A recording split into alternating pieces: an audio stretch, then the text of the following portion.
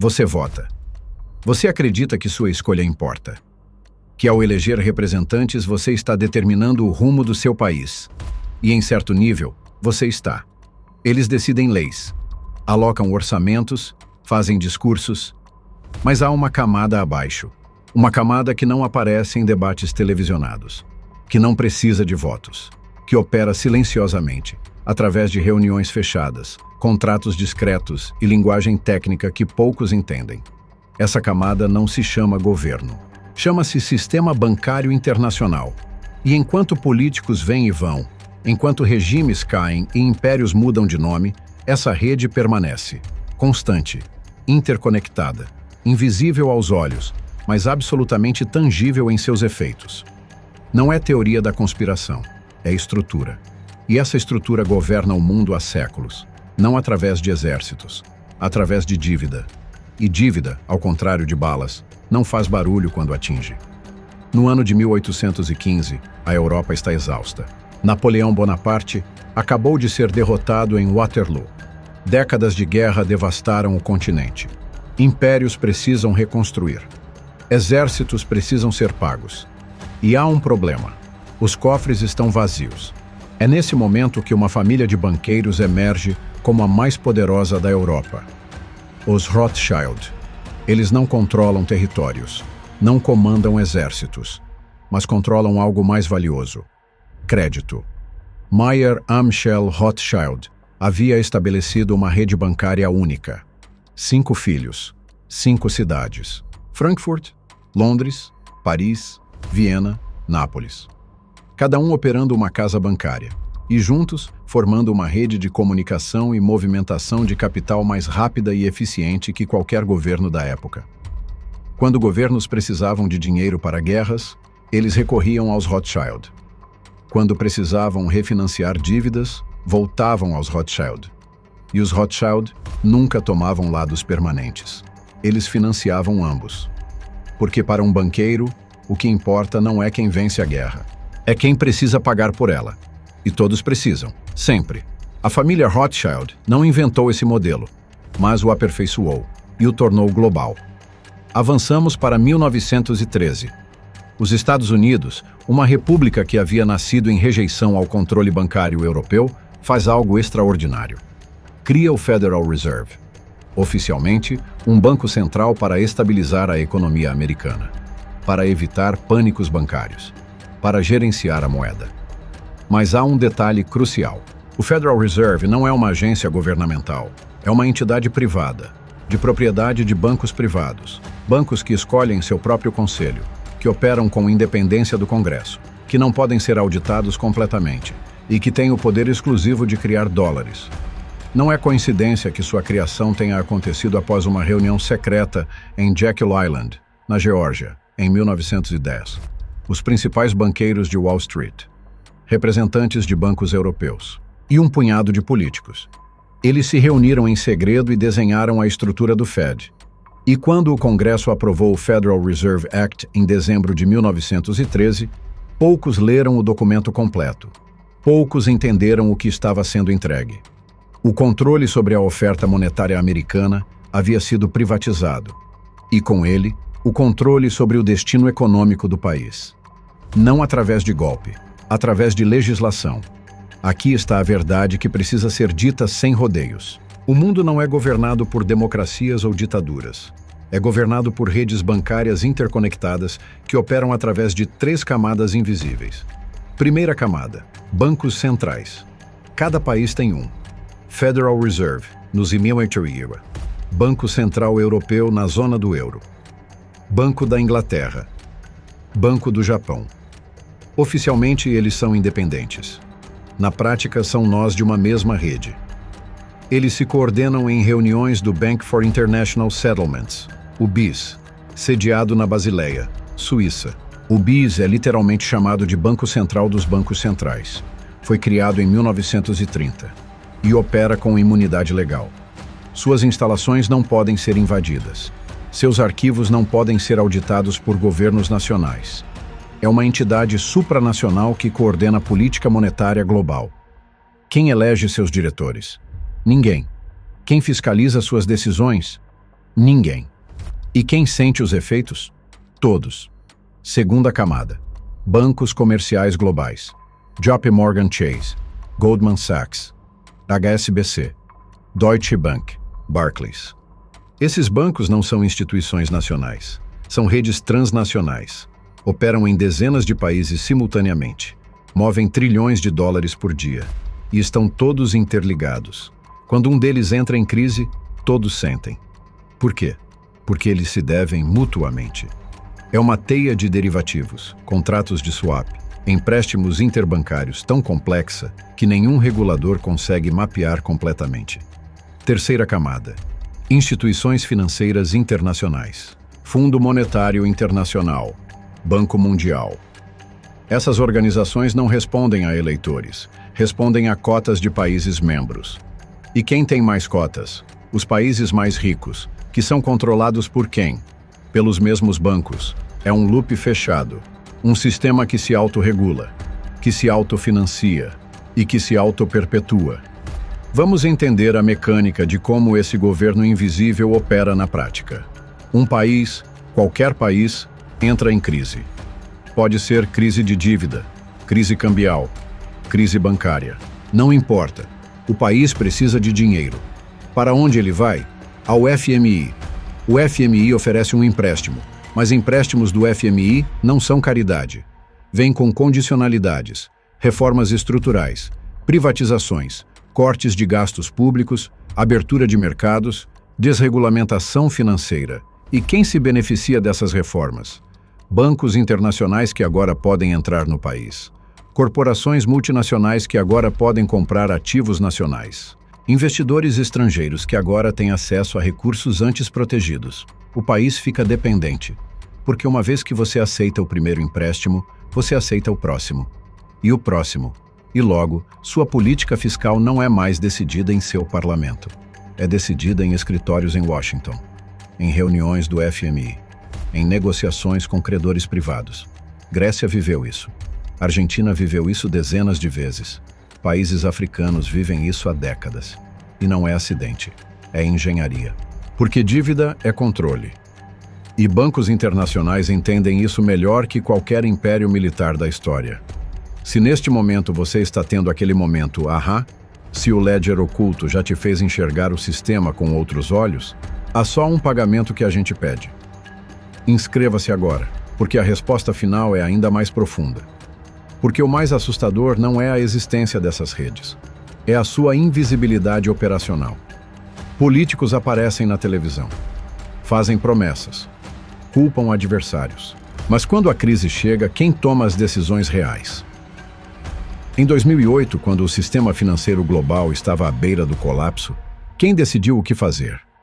Não foram presidentes, não foram parlamentos. Foram banqueiros centrais e CEOs de bancos privados.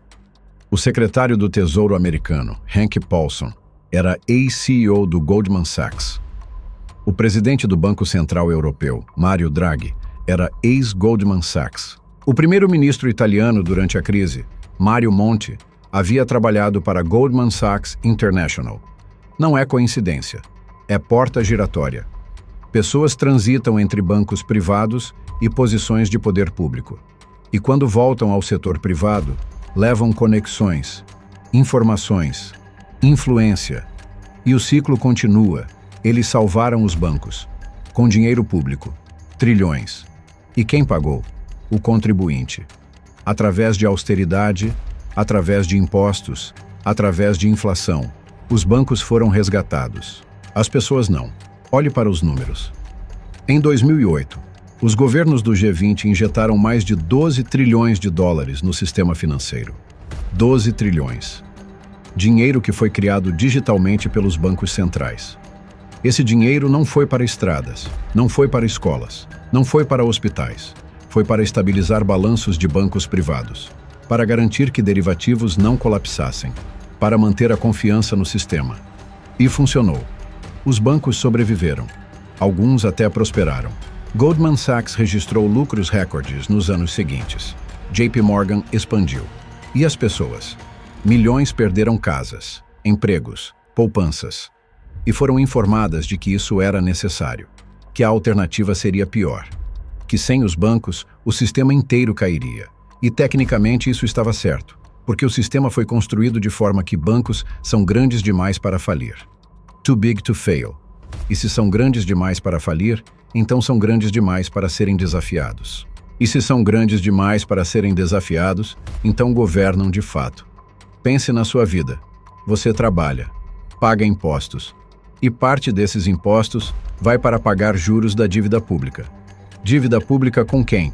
Com bancos. Você toma empréstimo para comprar casa. Empréstimo de quem? Bancos. Você usa cartão de crédito.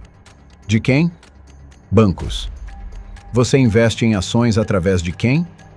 Bancos. Toda transação financeira significativa da sua vida passa por uma instituição bancária. E cada transação gera uma taxa, um juro, um spread, multiplicado por bilhões de pessoas. E o que você recebe em troca? A promessa de estabilidade. A promessa de que o sistema vai continuar funcionando. Mas funcionar para quem? Quem realmente se beneficia dessa estabilidade? Você que precisa trabalhar 40 anos para pagar uma casa? Ou o banco que criou o dinheiro do seu empréstimo digitalmente e recebe de volta valor real, acrescido de juros, por décadas? Enquanto você troca tempo de vida por dinheiro, bancos trocam dígitos por poder real. É uma assimetria fundamental e está embutida na estrutura. E a rede vai além de bancos. Estende-se a fundos de investimento: BlackRock, Vanguard, State Street. Esses 3 fundos sozinhos controlam ativos superiores a 20 trilhões de dólares. Eles são os maiores acionistas das maiores corporações do mundo: Apple, Microsoft, Amazon, ExxonMobil. Eles têm assentos em conselhos, influenciam decisões estratégicas e votam em assembleias de acionistas. E quem controla esses fundos? Quem são seus maiores investidores? Outros fundos, outros bancos. É uma teia de propriedade cruzada tão densa que é impossível determinar onde termina um interesse e começa outro. E isso não é acidente, é design. Porque quando todos estão interligados, ninguém pode falir individualmente sem arrastar o sistema inteiro. E quando o sistema inteiro está em risco, governos não têm escolha. Eles resgatam, com dinheiro público. E a rede se fortalece. Agora, a pergunta que você deveria estar fazendo: isso é sustentável? E a resposta honesta é: não, não é. Mas não precisa ser, porque sustentabilidade não é o objetivo. Extração é. Enquanto você acredita que está construindo riqueza através de trabalho, o sistema está extraindo valor através de dívida, inflação e taxas. Você sente isso. Sente quando seu salário não acompanha o custo de vida. Sente quando sua aposentadoria rende menos que a inflação. Sente quando precisa trabalhar mais para manter o mesmo padrão. E enquanto isso, os mesmos bancos que causaram a crise de 2008 estão maiores hoje. Mais lucrativos, mais poderosos. Por quê? Porque o sistema não foi reformado, foi reforçado. As mesmas pessoas que causaram o colapso foram colocadas para consertá-lo, e elas consertaram de forma a garantir que, da próxima vez, elas estariam ainda mais protegidas. E haverá próxima vez. Sempre há. O verdadeiro governo global não se reúne em assembleias da ONU. Não faz discursos em Davos, embora muitos deles estejam lá. Ele se reúne em salas privadas, em conferências de banqueiros centrais, em reuniões do BIS que você nunca verá transmitidas. E as decisões tomadas ali afetam sua vida mais do que qualquer lei aprovada em seu Congresso. Porque essas decisões determinam quanto vale sua moeda, quanto você pagará de juros, se haverá crédito disponível, se haverá crise ou estabilidade. E você não tem voto, não tem representação, não tem nem transparência. Você tem apenas consequências. E a consequência de viver sob um governo bancário global é simples. Você trabalha, eles extraem. Você produz, eles financeirizam. Você constrói, eles possuem. Não através de força física, através de contratos, de regulações, de estruturas legais tão complexas que contestá-las é impossível sem recursos que você não tem. E aqui está a parte mais perturbadora. Esse sistema não é mantido por conspiradores em salas escuras fumando charutos. É mantido por incentivos perfeitamente alinhados. Banqueiros agem racionalmente dentro das regras que existem. Políticos agem racionalmente dentro das pressões que enfrentam. Reguladores agem racionalmente dentro das limitações que têm. Ninguém precisa ser vilão.